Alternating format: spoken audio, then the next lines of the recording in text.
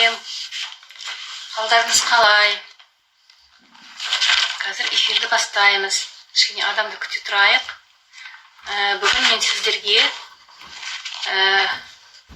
эфирді Instagram арқылы айтқым келіп тұр. Instagram'ды қалай жүргізуге болады? Қазір кішкене адамдарды күтейік. Сәлематсыздар ма? Келіңіз. Сізді күтіп отырмыз. Қазір бастаймыз. Сәл адамдарды күте тұрайық. Бүгін эфирді қазақша өткізем. Соған дайындалдым. Барымша бәр қазақ тілдерімді жинап сіздер үшін. Так, қазір.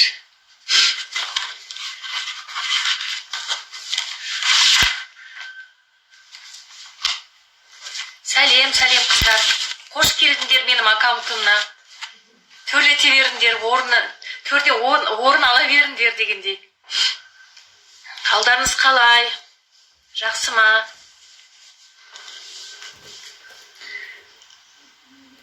Сәл кішкенеден бастаймыз. Қазіргі карантин уақытында как раз бізге уақыт келді. Бұрын Инстаграмға мән бермесеміз, то жасаймыз, то жасамаймыз. Енді қазір уақыт келді.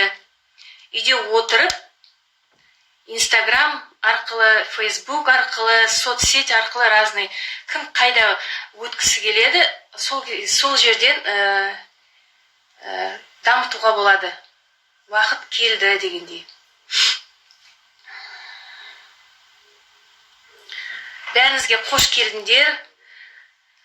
Келген Наурыз бәрімізге құтты болсын. Бәріміз үйде отырсақ та мұнаймаймыз. Жұмысымызды өрлете береміз. Бұрын егер біз теплый контактпен, холодный контактпен далаға шығып адамдарымызға айтатын болсақ, енді үйде отырып жылы жерде өздеріміздің адамдарымызды іздейміз. Олар бізге шығады. Музыка мешает? Менде музыка жоқ. Музыка? Где музыка?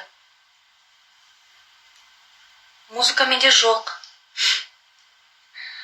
Мені естіліп тұр ма?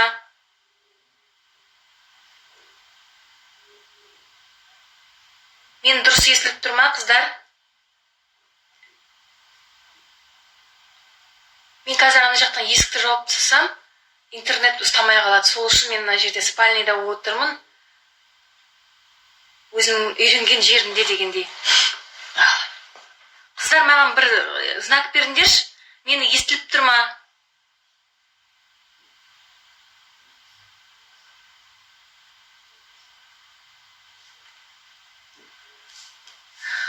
Естіліп тұр ма? Ой, жақсы. Бәріңізге сәлематсыз ба? Қош келдіңдер деймін. Енді жайлап бастай берейінді. Мана айтқандай, қазіргі заманда бізге уақыт келді, Инстаграммен жұмыстанайық. Мен енді өз үйренгенім, өзімнің ізденгенімді, өзім білгенімді сіздерге айтқым келеді. Енді сіздер де білетін шығарсыздар. Сонда да менде өзімнің командамда көп адам, көп білмейді. Сол үшін мен оларға айттым, ертең сабақ болады, сол үшін тыңдандар деп.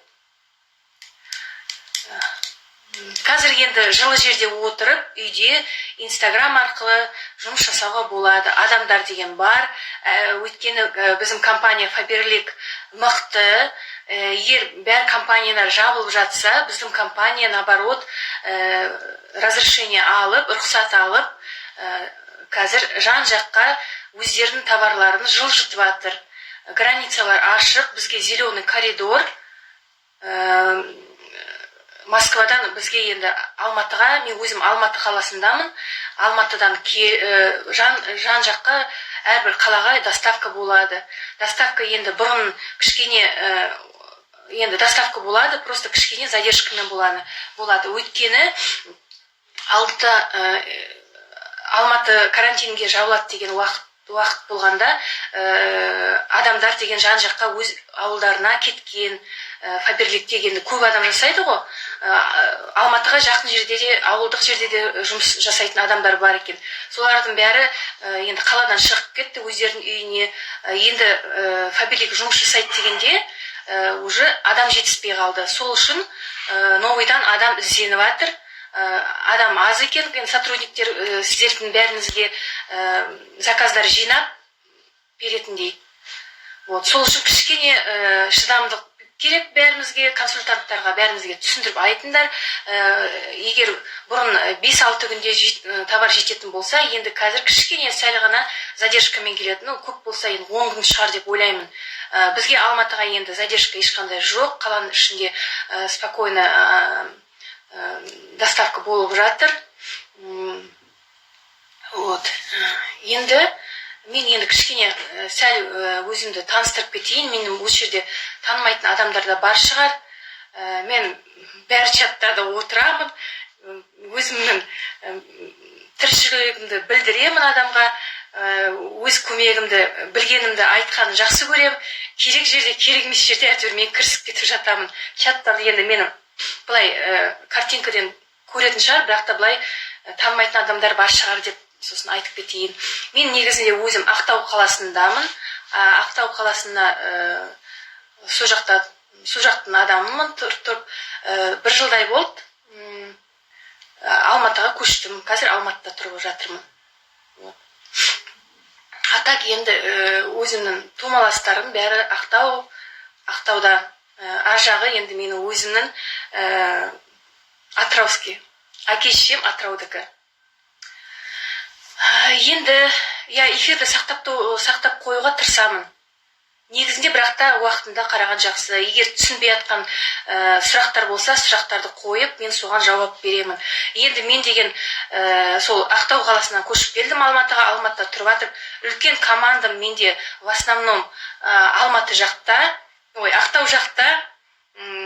Мен өзім жасым 45-те, 4 баланың анасымын. Орысша мектеп бітіргенмін. Орыс адамдармен көп байланыста болдым, достарым көп. Енді қазақшаға үйреніп, осы сетевойға келгесін, тағы да басқа жұмыстарда көп жерде мен жұмыс жасадым. Коллективте көп, в общем, Астраханда да жұмыс жасадым, больницада, районный больницада кладовщик болып. Повардың қасында да жасадым, посудомойка болып та жасадым. Артынан деген өзім негізінде бітірген мамандығым дүкеншілік. Бұрын продавец продовольственных товаров деп айтады ғой. Сол одан кейін жұмысымды тастап, басқа жұмысқа да ауыстым. Қаламқаста да жасадым вахтовый методпен 3 жыл жарым ба. Ол кезде давление көтеріліп, жүрегім ауырып, көп жасай алмадым. Енді бірақ та сол жақтан оператор стиральных машин болып жасадым, прачечный да болып жасадым, комендант дейді ма, комендант болып та жасадым. Опытым көп. Одан кейін ол жұмысты қойып, мен резюмемді жан жаққа тастағанда гостиница Ренессанс деген бізде бар. Ренессанс деген енді Мариоттың бір бөлшегі. Сол жақтан мен енді тоже қарап отырмай, енді өзім специалист болмағасын, мен любой жұмысқа жұмыс жасай берем деп, бірінші горничный болып кірдім.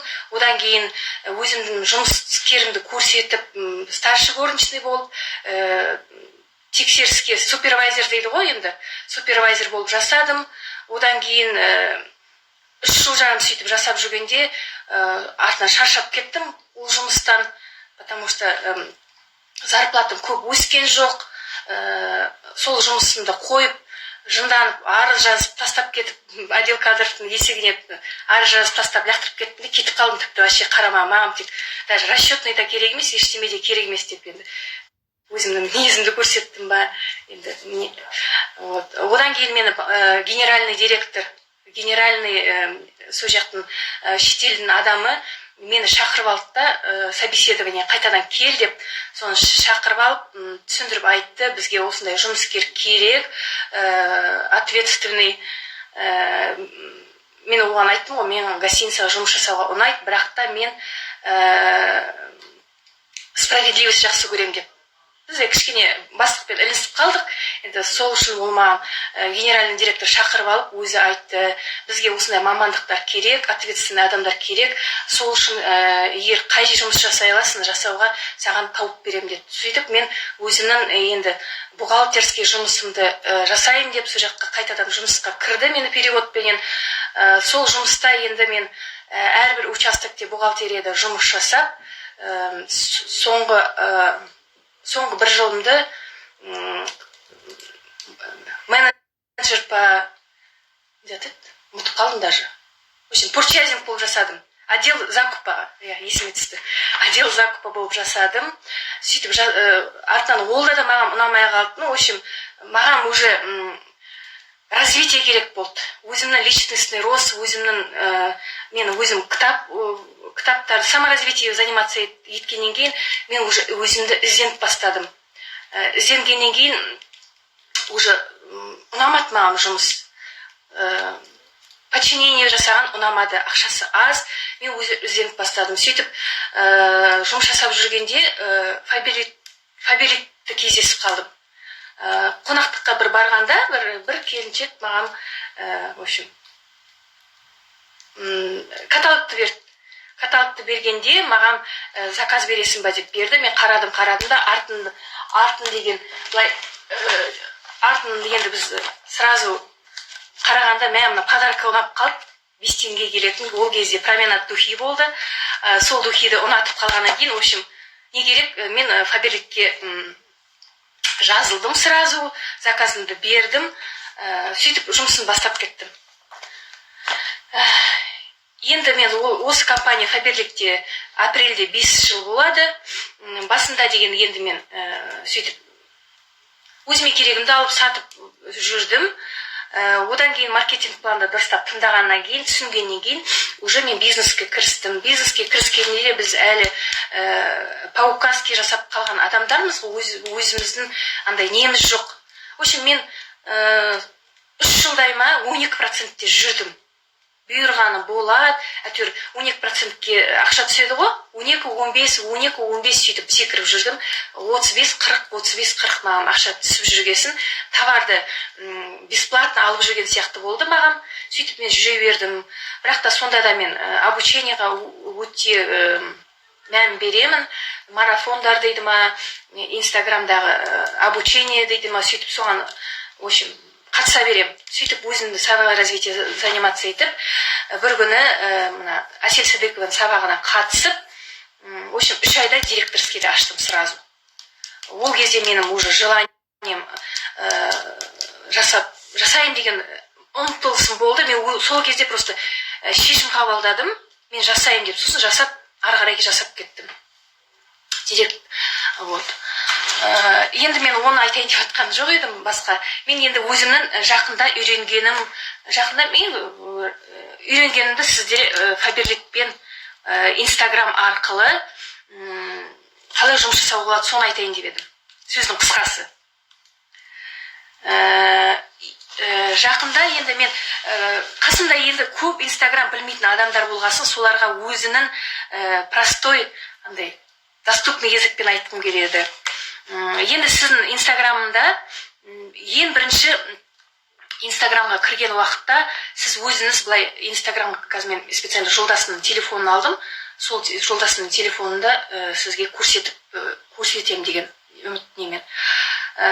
Біз деген сторис деген бар ғой, стористарды өтіп шығамыз ғой. Сол жерде қандай бізге картинка ұнайды, соған кіреміз. Солай ғой да, дұрыс қыздар.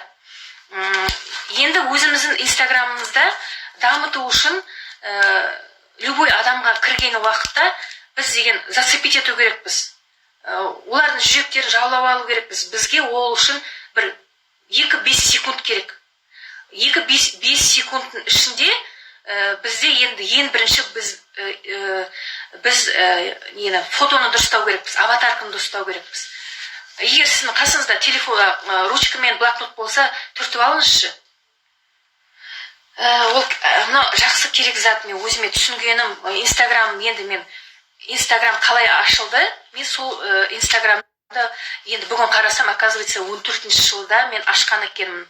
Содан бері мен Инстаграмды фото салып сөйтіп жүремін. Басында фото салдым, посттар жазбаймын екен. Сол жайлап постты жазуға да үйрендім. Ол не үшін керек екен, оны да түсіндім. Енді сіздерге дұрыстап тұрып соны айтамын. Біріншіден, енді жақында мен бизнес играда қатыстым. Воронка вовлечения деген в Инстаграм. Сол жерде мен түсінгенім, бірінші мына жерде біз өзіміздің фотомызды дұрыстау керекпіз. Біздің бет әлпетіміз дұрыс анық көру керек. Ана жерде аватарка тұрады, осындай құттай домалақтың ішінде 1 сантиметрдің ішінде, егер сіз на полный рост фотоны қойсаңыз, оларды сіз вообще көрінбейсіз. Біреулер там мышық қойып атады, у меня фотографий нет, но я и без фотографии красивый деп жазуда көрдім кеше жақында. Ондай болмау керек. Сіздің фотоңызда көргенде адам деген қызығып, мынау кім екен деп бет әлпетіңізде улыбка или приятный бет болу керек, әдемі картинка болу керек, контрастный болу керек. Например, мен өзіме осындай қойдым. Енді мен просто өзімдікін көрсейін. Енді мен жерде менде красавица емес, но сонда да көрсетейін деп тұрмын да. Осындай көрінеді ма? Көрінбейді қазір. В общем, кружочектің ішінде сіздің бет әлпетіңіз полностью көрініп тұру керек. Соның ішінде көзіңіз анық болып тұру керек. Ешқандай очки болмау керек. Енді осындай очки емес, солнцезащитный очки, қара очки. Сізді адам мына Инстаграмға келгенде компания көп, Faberlic болсын, Avon болсын, Oriflame болсын, Mary Kay болсын, или тағы да басқа болсын, адам компанияға бармайды. Адамдар деген адамға барады. Ол адамды өзіне ұнайтын адамға барады. Қазір мына көріп жатырмын, көбі деген мелкий фото, сосын деген басқа қастарында тағы балдар бар, детский фотолары бар, тағы да басқа недер бар, теріс қарап тұрғандар фотодар бар екен да. Ондай болмау керек. Фото сіздің анық, прям на полный лицо көрініп тұру керек. Сіздің улыбаться етіп тұрған улыбка көрініп тұру керек та, енді приятный лицо болып тұру керек. Ол біріншіден. Екіншіден, сіздің ник деген сіздің мына жерде, например, кеше менде бір қыз болды, енді өзім командамның Гүлчат ма, оның фамилиясы Гүлчат Мақсотова, Гүлчат ма, непонятный да. Біреуде болды Айман 98-96, тоже непонятный. Адамға барады. Мен, например, айтамын өзіме, мен Гүлшат Акжигитова, пожалуйста, мен Инстаграмға бармын деп айтқанда, мені Гүлшат Акжигитова деп менің аты жөнімен іздейді. Солай ғой да? Ал егер менде басқа ат тұрса, онда уже мені таба алмайды. Сол үшін сізді қай никте өзіңіздің аты жөнін жазылып тұрған жақсы. Например, менікі жазылып тұр Гүлшат.Акжигитова. Гүлшат нижнее подчеркивание Акжигитова. Ондай да бар. Менде негізінде 5 аккаунтым бар. 5 аккаунт алдында бір оққанда 5 аккаунт аш дегесін менде ашып қойдым, бірақ та оған күшім жетпейді. Енді біреулері күші жететін шығар. Менде ондай әлі күшім жетпейді. Просто соңғы оқуда мен оқығанда бір аккаунт или 2 аккаунтты просто грамотно өткізу керек. Бұл жерде манағындай дұрыс фото болу керек, дұрыс. Енді никті айттым. Енді үшіншісі описание. Шапка профилі да описание болу керек. Бұл жерде бәрімізде 4 баланың анасымын, сүйікті жарымын деп егер жазатын болсаңыз, ол адамға қызықты емес. Ол адамда да, может, 5 баласы бар, олда да сүйікті жар. Ол, как бы, қазақша білмей қалай айтатын, орысша это не приоритет.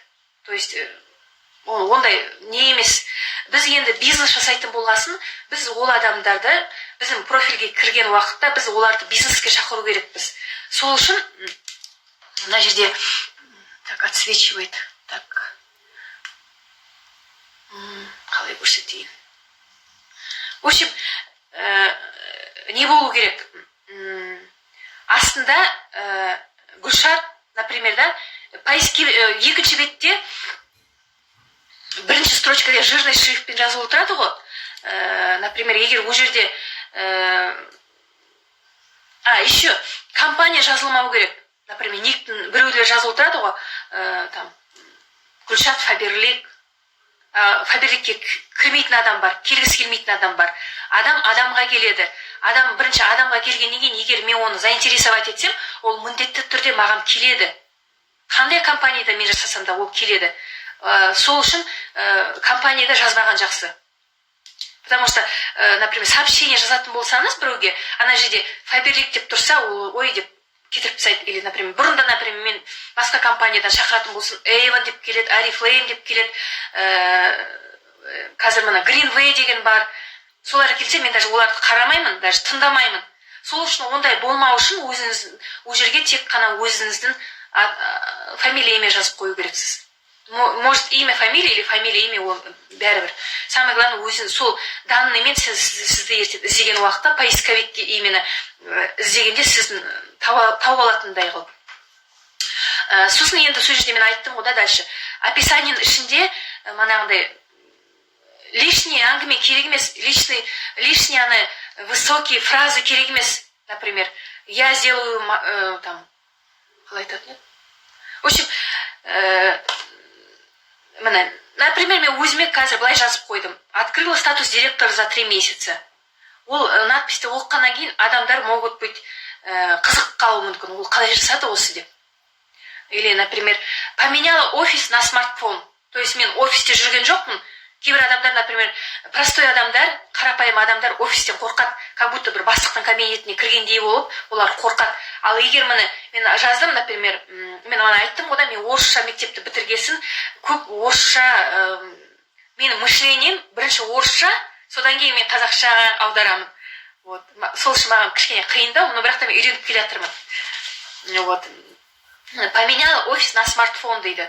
То есть мен өзімнің офисімді смартфонға ауыстырдым. Мен қазір отырып үйде, маған ештеңе керек емес, маған вот қасымда телефоным болса болды. Вот. Сосын тағы кейбір адамдарда мен деген тағы осындай надпись көрдім. Тоже маған ұнады. Қазір мен тауып алайын.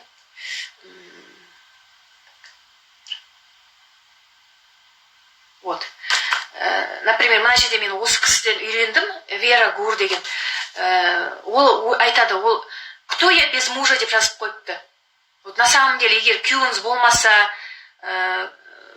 сен кімсің осы өмірде? Сондай сұрақ қою керек та өзіңізге.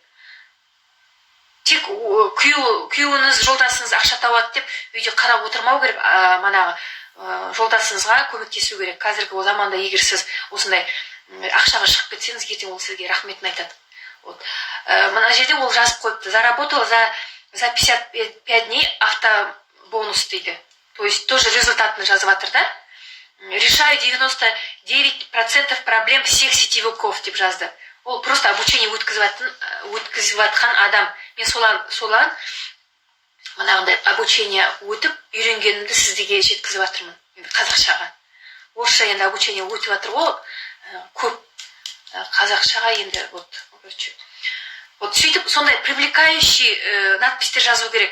Адам деген оқыған уақытта ол жерде өзінің проблемын шешетіндей қалай айтады? Өзінің проблемасына жауап таба алады. Сондай предложение жазу керек. Бірінші қай жерде жазылады?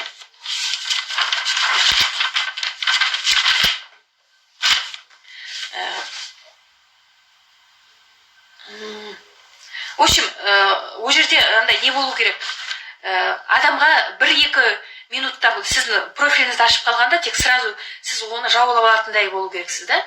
Уже ол не айтып жатыр дегенде қызықтанып, уже артына кіретіндей қылып.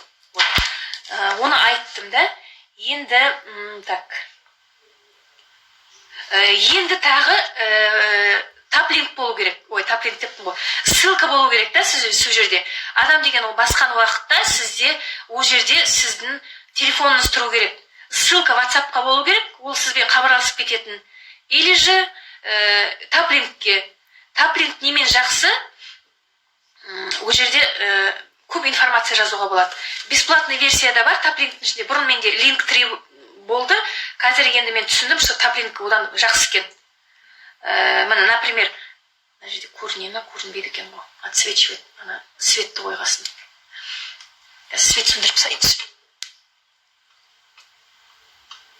Қазір. Вот. Сонда да көрінбей қалды да, оңатын свет қосайын. В общем, сіздерде телефонға түсіп, мен кейбір бір кеше аккаунттардың бәрін көбін қарап шықтым. Бұл жерде деген бизнес туралы айтып жатыр. А былай қарасаң, ешқандай телефоны жоқ. Кімге айтып жатыр, не үшін айтып жатыр, түсініксіз. Адам хабарласу үшін олар бұл жерде телефонды міндетті түрде қою керексіз. Или WhatsApp ссылка болу керек, или таплинкке болу керек. Мен өзіме таплинк, мына жерде көрінбейді.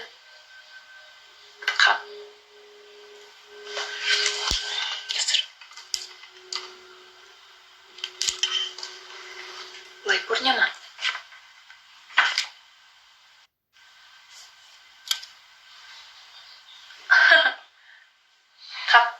Жақсы, ладно, көрінбесе көрінбей-ақ қойсын. В общем, таплинкте несі көп екен. Таплинкте возможность көп екен. Ол жерде просто сөз, просто предложение қылып жазуға болады. Артынан деген менің профиліме кіріп қарасаңыз болады. Мен ол бесплатный версиядамын. Платный да бар, платныйда уже фото қоюға болады, видео.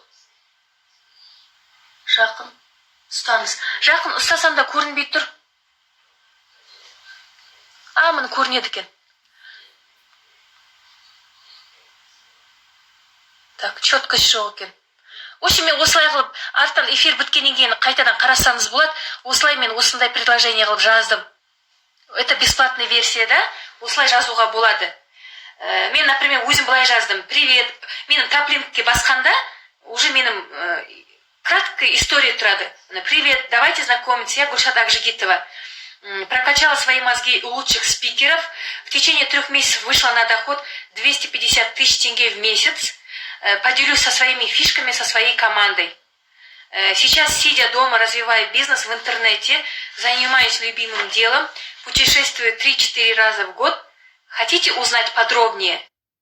Жаздым да, сосын тогда переходите в любой удобный чат деп жаздым. Мына жерде 3 немді қойдым. Біреуі WhatsApp-қа сөйлесіп кету үшін, біреуі деген Телеграмда мен деген өзім бір канал ашып қойдым. Новичоктарыма қазақша, орысша да ашу керек, қазір орысша да көп нетіп жатыр да, келіп жатыр маған. Вот. И сосын YouTube каналыма ссылка жазып қойдым осылай. Көріне ма? Таплинк деген не?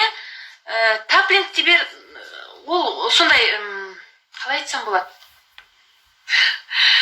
Например, сізде қазір міне ссылка қойсаңыз WhatsApp-қа, былай басқанда кнопканы тек WhatsApp-қа кіреді. Таплинк деген ол жерде манағындай мен көп жаза аламын. Сосын деген өзімнің ссылкамды YouTube каналыма, Telegram каналыма сөйтіп көп қоятын жер болады да.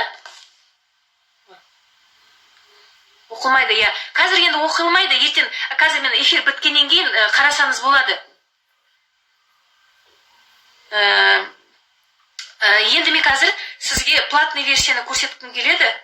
Ой, мен мына жерден қазір платный версияны көрсете алмайтын шығармын. Көрсетуге тырысайын. Маған просто сол ұнады. Ертең болашақта мен өзіме платный версияға кіргім келеді. Мен кеше тренинг өттім деп айттым ғой. Осы адамға өзінің фотосын қойды. Сосын ол жерде, мына жерде, например, егер кімге керек болса, мен осындай ссылканы жіберіп көрсетемін. В общем, мына жерде көп осындай информация қылып жазған. Артынан даже видеода бар.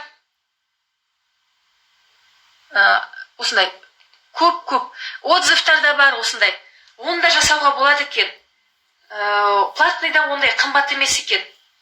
Просто мен қазір пока инстаграмды тоже менікі супер раскручен емес, мен только өзім айтып жатырмын ғой, үйреніп жатырмын и сразу үйреніп жатқасын сіздерге де бөліскім келіп сол қазір эфирге сұрандым. Осындай өзіме күшті ұнап жатқаным осындайды мен үйрендім. Енді кейбір адамдарда бар шығар, но өзімнің командамда ондай көрген жоқпын. Сол үшін в основном өз командама қарапайым қыздарға айтып жатырмын. Вот, таплингті түсіндіңдер ғой да? Таплинг болған жақсы. Так, дальше. Енді актуальный дейді. Актуальный деген осы жерде фотоның астында мына жерге біз сторис шығарамыз ғой. Сол стористі шығарған уақытта осындай картинкалер шығады. Соның бәрі просто фото болып, раньше менде осындай фото болып тұрды. Оны мен деген қазір оформить еттім осылай. Әдемі қылып оформлять ету керек. Әртүрлі иконкалер бар. Интернеттен тауып алуға болады. Pinterest деген бір программа бар. Соның ішінде иконкалар көп. Вот. Сосын мен, например, өзіме вот мына жерге, например, мой заказ дедім. Сол видеолардың бәрі сол жерге жиналып қалды. Сосын жақын біз Москвада болдық қой. Сол Москвадағы болған фотоларды бір неге жинап қойдым. Москвада жүрген видео, түсірген фотолардың бәрін сол жаққа жинап қойдым. Келген адам, например, сіздің профиліңізге кіргенде, ол соның бәрін қарайды, мә қызық екен, осы күшті өмір сүреді екен деп ойлайды да енді. Вот. Сосын Астанада болдық, например. Астанада болған фотоларды тоже сол жаққа жинап қойдым бір. Осылай жинақтауға болады. Вот.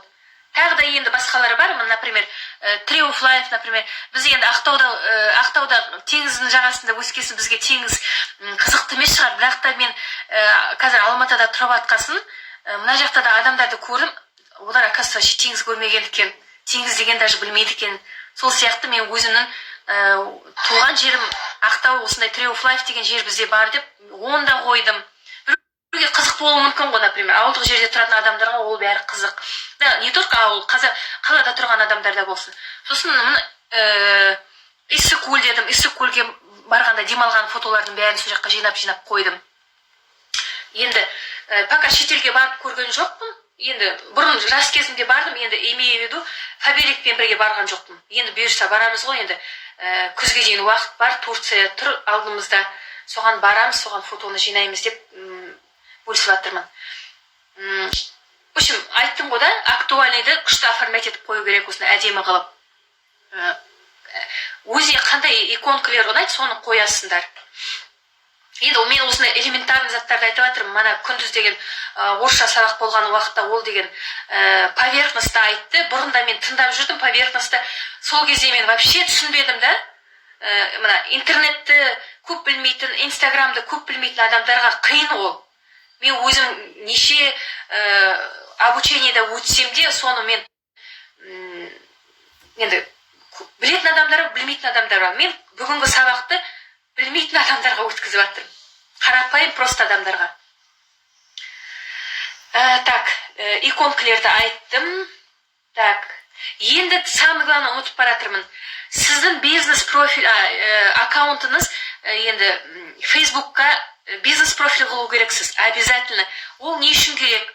Егер де сізде бизнес профиль болатын болса, мына жерде 3 полоска бар. Соны басқан уақытта мына жерде статистика болады. Статистика. Қазір ашылсын. Статистиканың ішінде сіз деген қандай фотоға, қандай лайк, қандай обхват, соның бәрін көресіңдер. Мына жерде. Сосын қандай действие, мен өтірік айтпаймын, мен деген алдыңғы аптада 10 күндей күшті болып жасап келатыр едім. Кеше 3 күн жасамадым. Көрдіңіз ба? Сол 3 күні мені көрініп тұр. 3 күнім түсіп кетті. Вот. Сол үшін мен өзімнің қатемді де сіздерге айтып жатырмын, өзіме укор қылып та.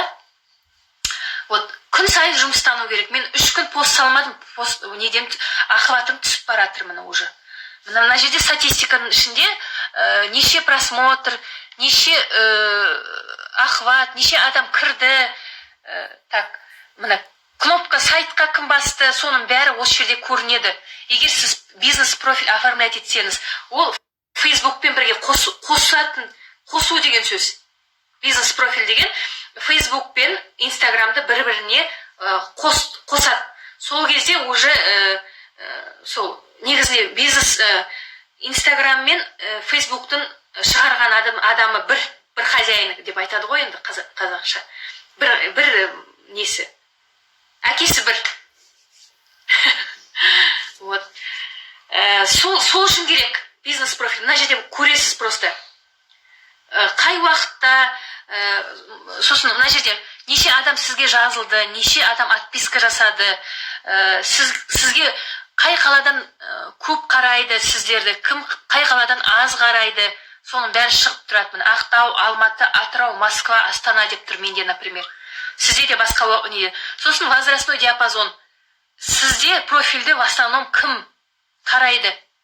Мынаған қарап, например, уже өзіңіздің целевой аудиторияңызын көрсеңіз болады. Например, менде 25-34 жастағы адам көп екен. Мен соларға акцент көп, пост жазғанда соларға көп акцент жазу керекпін.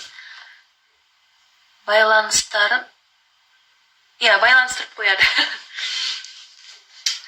Так, сосын мына жерде қандай пол, мужской, женский пол ма, соның бәрі мына жерде общем отчетта бәрін көруге болады. Сосын қай уақытта сіздің инстаграмыңызға адам көбірек кіреді, оны да көруге болады. Например, мына жерде менде сағат түнгі 3-тен 6-ға дейін адам көп кірмейді, одан кейін мына жайлап өседі. Көрдіңіз ба? Вот. Осындай статистиканы көруге болады. Спам жібересің ба? Салтанат апа, мен әлі ондай заттарды жібермеймін. Рассылка жасамаймын, мен түсінттім сіз не айтқаныңыз. Алдыңғы жыл енді бастап жатқан уақытта, үйренген уақытта Карина бізді үйретті рассылка жіберу. Оны мен деген қойдым. Қазір мен оны оқуды қазір айттым ғой, мен өзімнің оқығанымды айтам деп. Лучше один профиль открыть качественный дейді, чем 10 некачественных, потому что рассылка жасатсам да менде уақытым болмайды. Ну, не то, что уақытым болмайды. Мен әлі оған жеткен жоқпын, короче. Былай айтқанда. Так, енді кімге қызықты емес, может шығып кетуге болады. Мен тек айттым ғой. Мен кеше айтқанда мен өзім қарапайым енді бастап жатқан адамдармен сөйлесем деп. Так, бизнес профиль айттым, статистика айттым. Енді сіздің мына жерде картинкаңыз, енді кейбір адамда күшті оформленный, манағы Александрды қарадым. Александрда прям бір темада болады. Көп қыздарда бізде продвинутый профиль, оларда прям әдемі қылып құрастырып жасаған әдемі болып тұрды. Енді мен оған әлі неткен жоқпын. Әлі оған мән берген жоқпын. Әлі оған кіріскен жоқпын. Мен пока нетіп жатырмын. Мен өзім посттарды жазып, пост жазуға үйреніп жатырмын.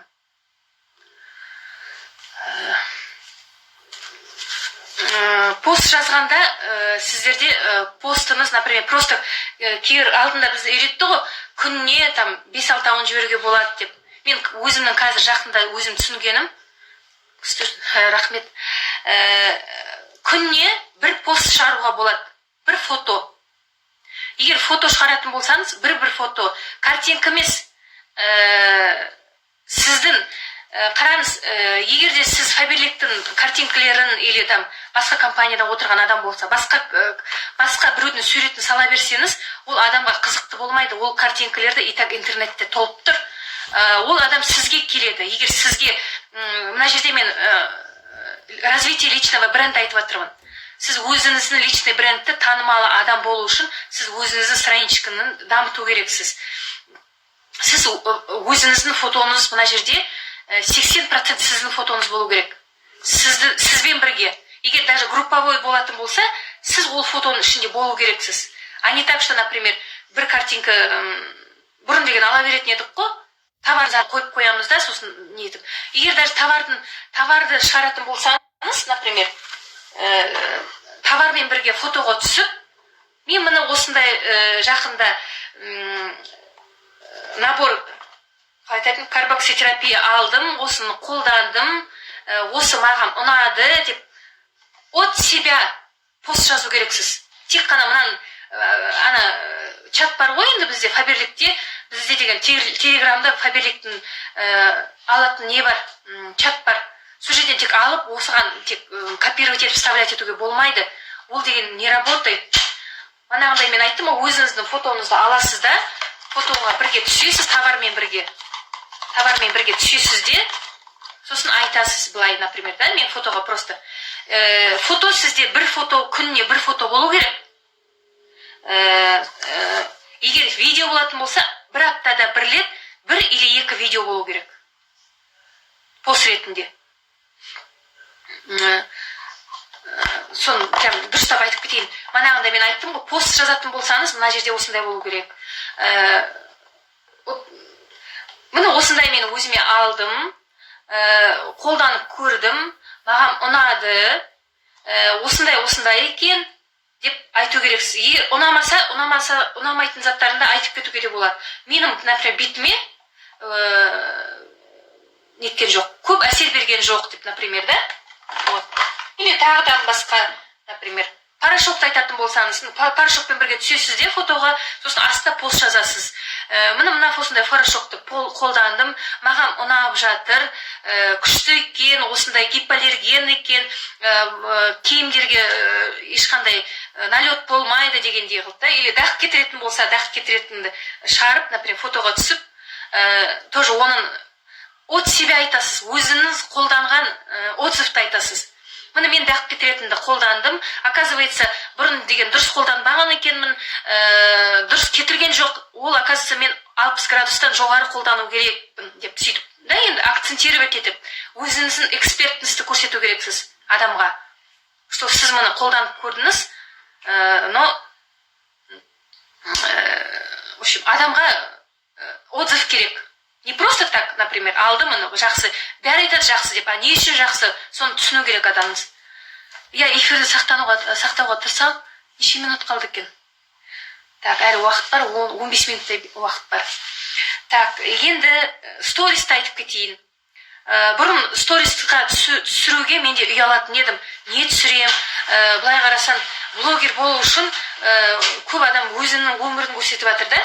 Біз оқығанда бізге айтты, егер сіз личный бренд развивать ететін болсаңыз, сіз өзінің өміріңіздің қай жерін көрсеткіңіз келеді.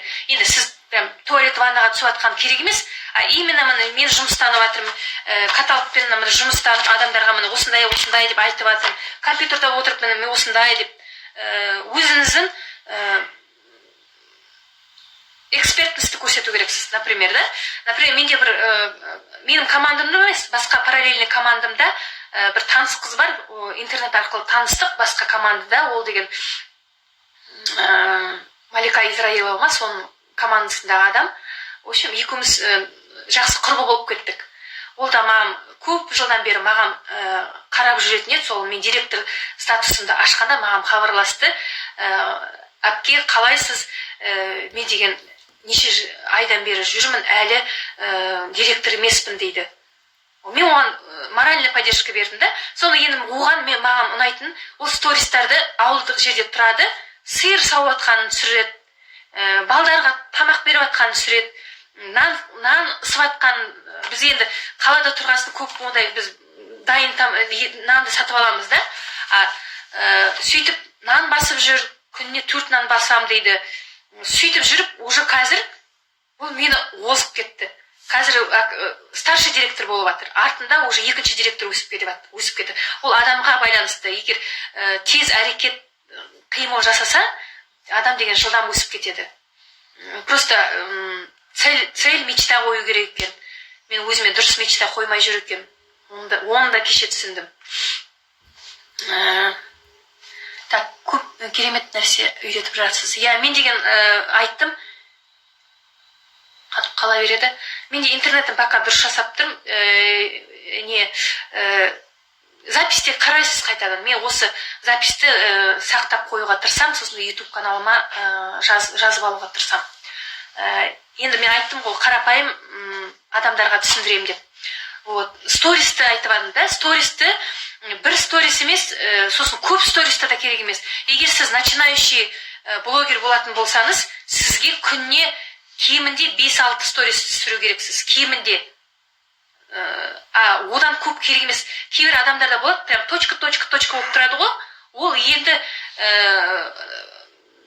подписчиктер көп, олардың бәрін қарап шығады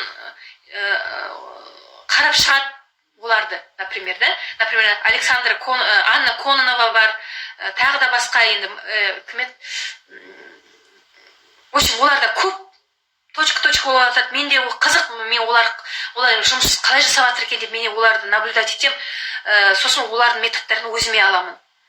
Оларды наблюдать еткенде өзіңізге бірдеме түртіп алу керексіз. Не просто так өмір өтіп кетіп жатыр деп біреудің өмірін телевизор сияқты қызықтап отырмау керек. Өзіңізге керек затты солардан үйреніп алу керексіз. Вот, мен соны айтып жатқаным, кемінде 5-6 сторис түсіру керексіз. Именно сіз қай өзінің өміріңіздің жерін көрсеткіңіз келеді. Вот. Сөйсіп, жайлап, уже адамдар кіріп бастағаннан кейін, сізді көріп бастағаннан кейін, күн сайын егер сіз сторис түсіретін болсаңыз, олар деген постоянно сіздерді ертең қарайды. Сіздің өсіп жатқаныңызды қарайды. Жайлап сізде, егер күн сайын, күнне 1-2 сағат бөлетін болсаңыз, сіздің страничкаңыз өседі, охват өседі. Сол кезде оларда да қызығып, кеше қарағанда дым жоқ еді, қазір уже күшті деп, да, енді солай. Мен кешеден бері өзімнің командамда 2 қызбен тығыз байланыста, ол деген Инстаграмды дұрыстап дамытатын егер жұмыстанатын болсаңыз, мен сіздерге үйретем деп көрсеттім да. Кеше енді мен олардың басында скрин жасап алдым, фотоларын 21 не болды. Мына жерде, например, кешеде осы бір апта болды, менде осы жерде, так, не деп тұр жазып, посещение профиля, 98 посещение профиля болып қалды. Менде ол жерде 350-400 рет осыдан 5 күн бұрын. Ол да түсіп кетті. Көрдіңіз бе, мен 3 күн жұмыс жасамадым инстаграммен, 3 күн менде уже спад болып кетті. Вот. Осы жерде менде кеше қыздың сонымен уже үйретіп жатырмын да, 21 посещение профиль болды. Бүгін тек фотосын ауыстырды, мен айтқан бойы фотосын ауыстырды, сосын мына жерде недері жазды. Әлі ссылка ештеңе жасаған жоқ, тек қана названиесін ауыстырды, например, Инстаграм онлайн желі, қазақша мен білмеймін енді. Вот. Просто мына жерде названиесін өзгертті, уже ода 32 болып кетті. Бір күннің ішінде. Так, сұрақ қояйын. Бір күнде қанша фото салу керек, сосын бір күнде қанша рет прямойға шығу керек. Оған да қазір жетемін. Күнне кемінде 1 фото салу керек, или 2 фото салу керек. 2 фото дегенде 2 пост. Посттың ішінде манағы мен айтқандай, сіздің фотоңыз болу керек. Неше болды уақыт өтіп кетпейін. 10 минут бар әлі. Өзіңіздің фотоңыз болу керек, обязательно. Сосын 2 рет пост шығару керек. Егер көп болатын болса, просто ол жерге сіз үлгере алмайсыз нетуге. Ондай информация көп тауға. Ол жерде сіздің, мен просто не за количество, бұрынғыдай, за качество. Сосын манағында айттым ғой, қызық қылып сіз пост жазу керексіз. Сосын тағы екінші сұрақ, прямойға күн сайын егер шықпайтын болсаңыз, аптасына 2 рет шығу керек. 2 рет, бір 15 минутке шығу керек. Просто сіздің подписчиктеріңіз сізді көру керек, сізге сөйлесуге, сізбен сөйлесіп кетуге жақын болу керек. сіз қарапайым адам екен, олар көреді. Сіз прямойға шыққанда, енді сіз былай шіреніп отырмайсыз ғой прямойға шыққанда. Өзіңіз қарапайым сөзбен қалай сөйлейсіз, сол кезде ол сізге уже теплый контакт болады да, кішкене. Қайта-қайта, бір не бар ғой оқуда, касание деген. Бір рет көрді сізді, екі рет көрді, үш рет көрді, ол касание. Сізді көре береді, ол сізді уже ана жерде көргенде уже теплыйға айналады. Сөйтіп прямойға шығуға үйрену керек. Білем, ол қиын басында. Прямойға шығып үйренбеген қыздарға қиын өте. Но ол барьерді сіз өзіңіз перебороть ету керексіз. Эфирге просто, например, міне бүгін каталог басталды, осындай болып жатыр деп айтып кету керексіз. Хотя бы 5 минут, 10 минутқа сөйтіп бастайсыз. Аптасына 2 рет кемінде. Күн сайын шықсаңыз, ол да жақсы. Но бірақ та енді ол болашақта, пока начальный этапта сіз сондай бастап іс-әрекет жасау керексіз. Так, тағы да не айтуға ұмытып кеттім. Сұрақтарыңыз бар ма? Егер сұрақтарыңыз болса, жаза беріңіз, мен кішкене болса да айтайын. Так, нені айтуға айтпадым.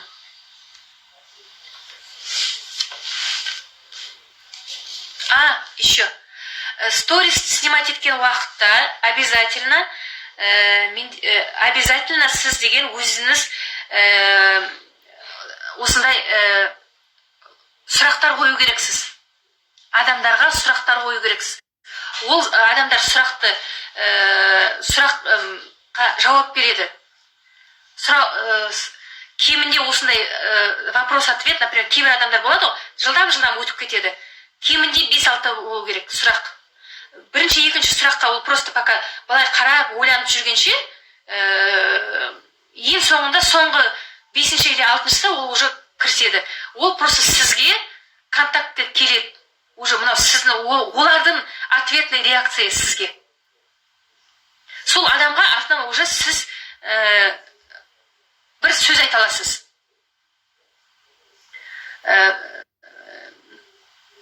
Оларға сөз айтасыз уже.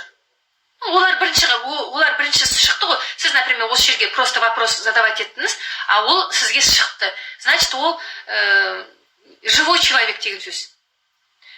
Сол сізге ол уже сізге повод болады ол адаммен сөйлесіп кетуге.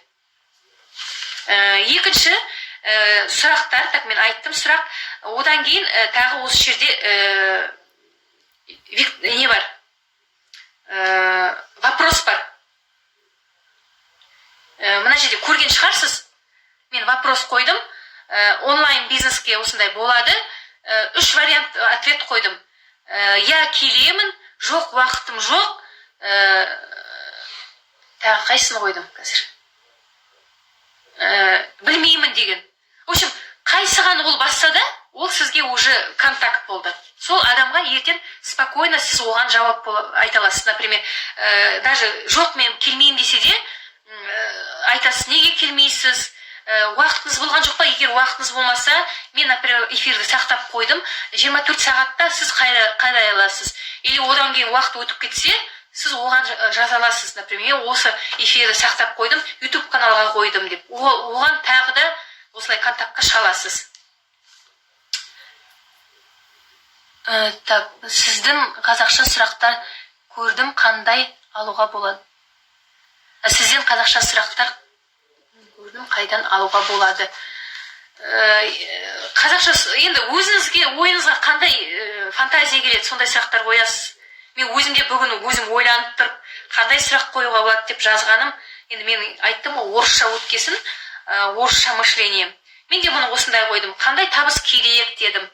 Мына жерде қойдым 100 мың, 200 мың, миллион қойдым. Қандай кнопканы басса да, ол маған контактқа келді. Мен ол адамға жазамын. Саған 100 мың керек па? Онда 100 мыңға бізге табыс табуға болады. Ол осындай уақытта жасауға болады. Бізге осындай маркетинг план дейді. 200 мың деп басса, пожалуйста, директор бізге 200 мың алады деймін. Миллионды басса, пожалуйста, бізде миллионды бриллиантовый директор алады. Бриллиантовый директорды тоже жасауға болады. 6 лидермен, 6 директормен миллион доходқа 21 күн сайын ала аласың деп тоже. В общем, повод для разговора есть, для контакта. Так, ничего болып жатыр, 5 минут уақыт қалды. Так, тағы да қандай сұрақтар бар? Иә, үйренетін әлі көп бізде. Менде мына информация әлі менде тасып тұр. Бұрын деген офисте жүргенде қасында жүрген адамдарға көп информация, өзім білгенімдерімді айта беретін. Қазір енді айтып тұрмын ғой, Алматы қаласында тұрып жатқасын тасып жатыр менде. Қазір жақсы болды, тем более онлайн жұмысты бастадық. Бізде деген бұрын деген егер біз онлайн мына Телеграм, YouTube канал, Instagram арқылы біз деген адамдарды үйретеміз аптасына 2 рет. Қазір кризис болған үшін адамдар қазір үйде отыр, офистерге көп кіре алмайды, енді сондай жағдай болып жатыр. Ол тек Қазақстанда емес, бүткіл ел бойынша. Сол үшін біз қазір Қазақстан бойынша спикерлердің бәрін жиналып, кім сабақ өткісі келеді, Қазақстан бойынша солардың бәрін жинастырып, біз деген график жазып қойдық. Аптасына 5 рет, 5 күн, 2 мезгіл шығамыз. Сағат 3-те, сосын сағат 8:30-да, ол Ақтау, Орал уақытымен.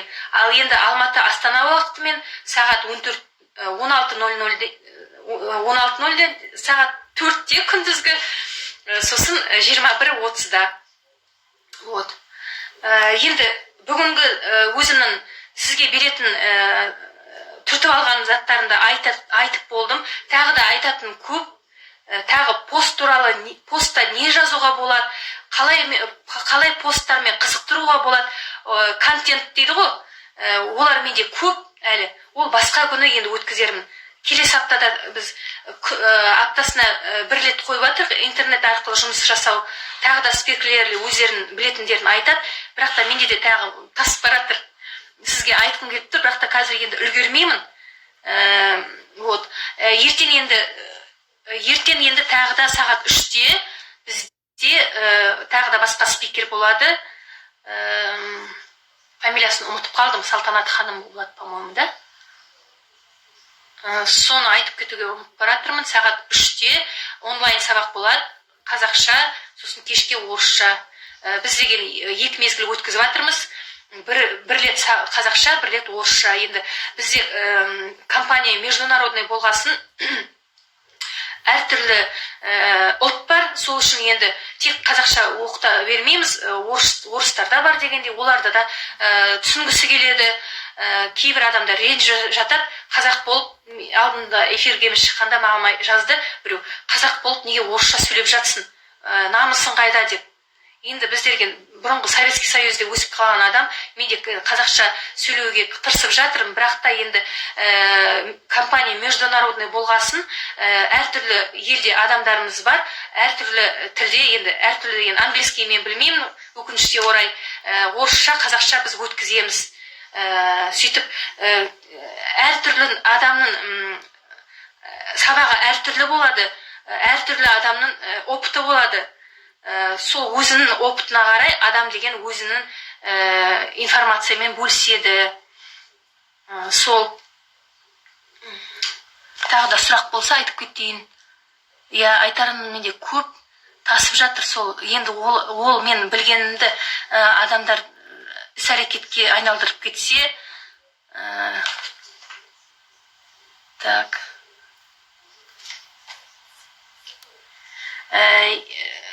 Ертең мен негізінде күн сайын шығып жүрмін эфирге. Өзіме сондай план қойдым.